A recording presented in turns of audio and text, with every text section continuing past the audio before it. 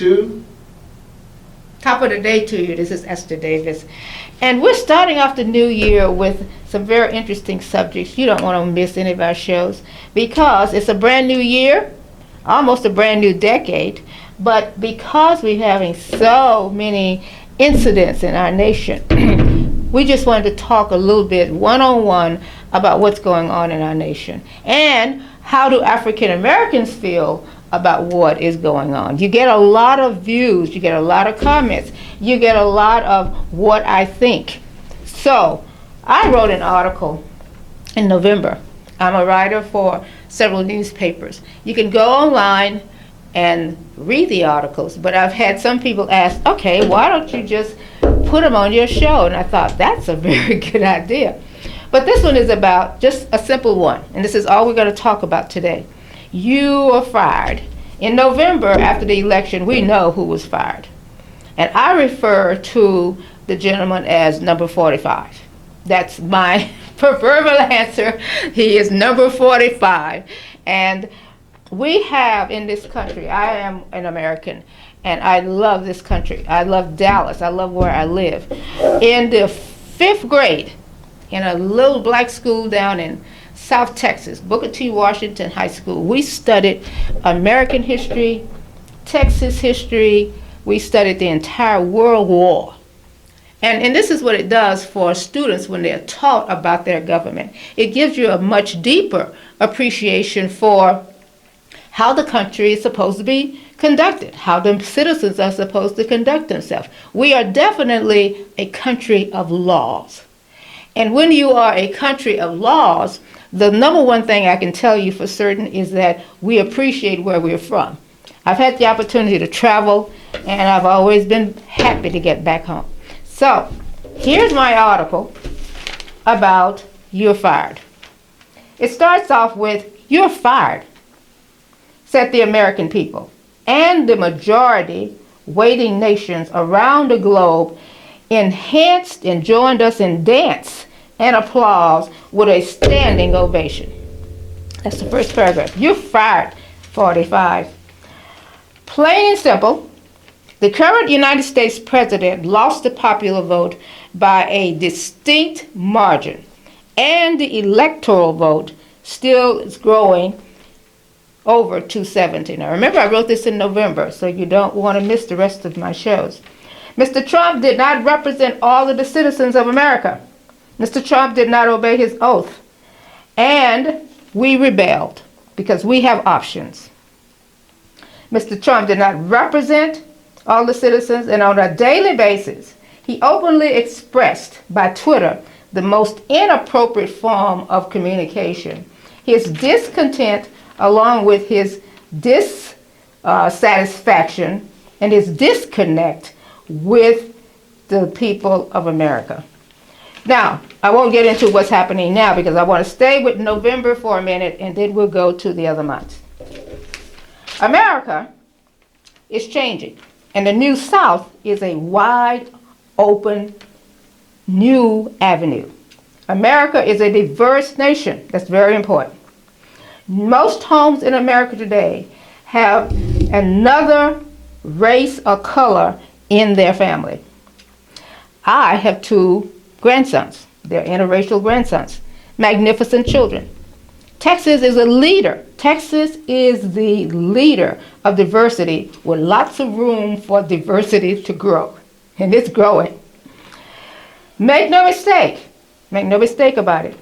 This royal firing of the president was destined. It was always going to happen. The firing of 45 has been impatiently planned throughout neighborhoods, kitchen tables, backyards, C-suites, barbecues, retirement and recreation centers for months before the pandemic. If you have a president in the United States, they're there for 4 years. But within the first 100 days, you know about the direction of the country. Within the next 2 years, you know whether he's going to make it to a second term. So a lot of people will ask me, well, he's He may run a second term. That's fine. He may run a second term, but he's not going to win a second term. All right, this is back in November of 2000. Continuing. The pandemic did come, but please, my brothers and my sisters, all of my Americans, the pandemic. Cut. What? Still back. You said this is 2000. Oh, I'm sorry. Okay. And just say Kitchen table, see, okay. See where you want to start over now, and I'll make that change. Okay. I'm going to edit that out. Oh, go ahead. Just start from where you were there. Yeah, because I didn't get. I need to go back. You're right. Thank you. You can start anywhere. I'll edit. Okay, continuing. The president has been his own worst enemy since taking office. So the offering of voting found it almost, well, I say that he talks about voting fraud, and in 2020, he talked a lot about voter fraud. But you got to be careful with that, because America is also a very astute, educated group of people. Make no mistake about it. We have some loose ends in that. We have a couple of loose ends, but overall, we have people that know what the Constitution is. This is a democracy. We have options. There are lots of proof that something was up. The evidence was in the massive, long lines in early voting. Early voting had more people in line in November of 2020 than this country has seen in a long time. The evidence, again, was the willingness of cities around the United States to stay open late so people could vote. The evidence was the number of young voters, oh my gosh, young voters who volunteered time so that we would have enough people working. Now, I'm going to sit down for a minute because I keep looking down, but I'm reading my article. This is the Esther Davis reading. My producer's telling me, no, let's go ahead with this. So I think we should do that because I follow all of his instructions. Okay, back to the article. Our young people stepped up in this election in 2020, and our young people made it possible for a lot of things to happen that we haven't really had our hands on in the past. Okay. It's incredible to mention that worldwide we start getting a lot of other people that were immigrants in our country to also work in the elections. And we were on our road to an accurate count. From the very beginning, we talked about an accurate count for the election. As reported by the Wall Street Journal 20 hours ago, this article was completed in Tuesday, November 10th.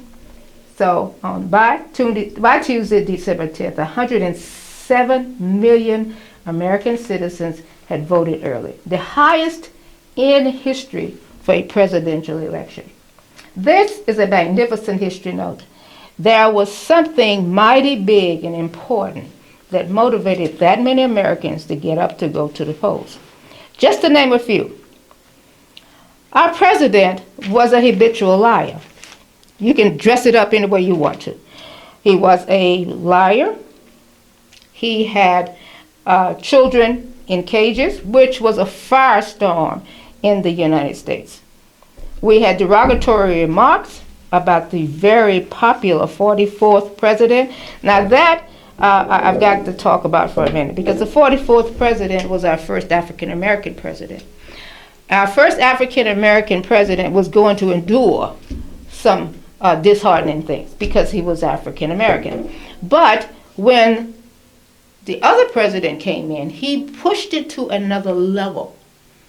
And it was despicable the way he treated another person, not to mention another president. And of course, as an African American female, our president had the thought that he could just degrade women and it would be okay, but it was not okay. President Trump was not fit for all the people, and he made no attempt to be so.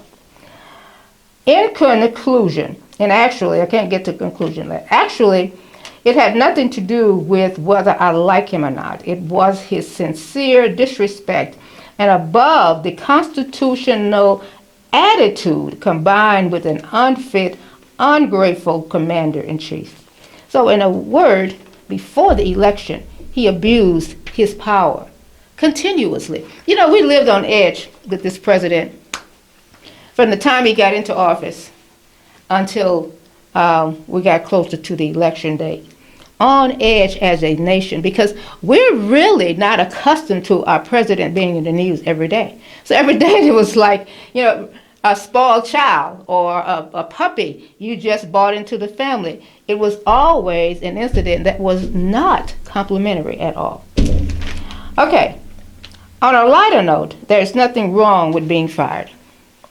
It is a very healthy American rite of passage. Over the course of my career, I've been fired twice. Later, in my television, as a television host, I actually hosted a show on people that had been fired from their jobs. Did it make you a better person, or did it make you a worse person? We'll find out with number 45. Way back in March, we asked our Dallas County Commissioner to come and discuss COVID-19 with the black media. That article is also online with the Honorable John Wiley Price, and the title of the article is "This is Survival." You can also look it up on BPEN TV, CFN, and DFW BAM. We have several social sites, but based on science, 10 plus years ago, the Obama administration had a complete plan in place for our nation, which was ignored by number 45. Now we can get into a part of the pandemic, because I don't want to go into 2021, because President Obama did leave a plan for the pandemic. We have been anticipating a pandemic for almost 10 years. We have scientists, we have people that study human nature all over the world. And I think one of the benefits that we can always be proud of as a nation is that our educational system is combined with practically all the other educational systems around the world. So the pandemic had been prophesied, and it was going to happen. Okay, back, we're still in November, we're still talking about 2020. I ended the article with, this pandemic is an adjective that is all-inclusive, so invasive that it is affecting and will affect the whole world. The 100-year pandemic and a public health nightmare, and that cannot be ignored, and that cannot be political.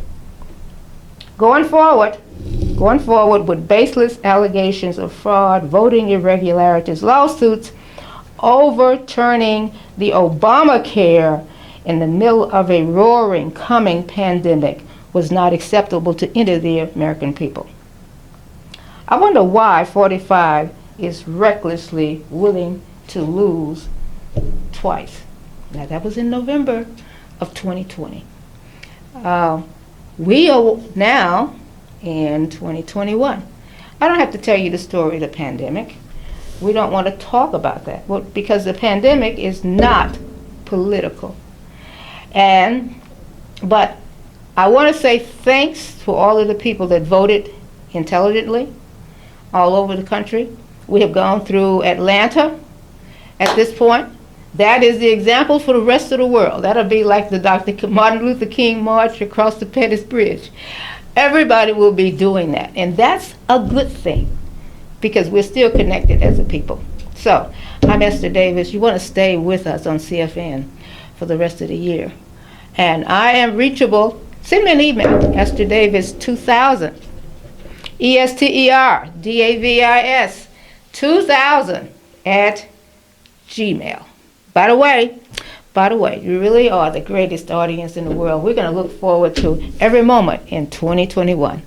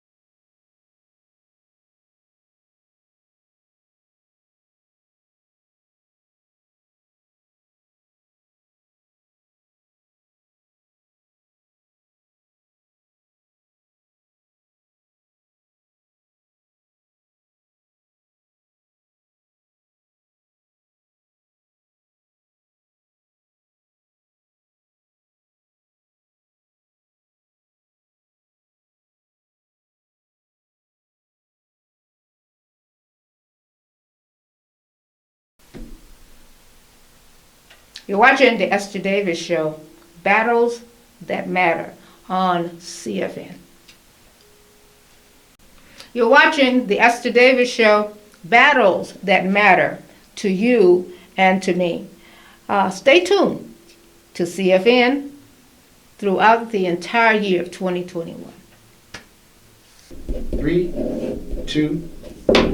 The Esther Davis Show has been a part of CFN almost from the very, very beginning because they have the greatest producers, the greatest writers, the greatest decorative people. Things can happen in a few minutes because of their expertise and the length of time they've been doing productions.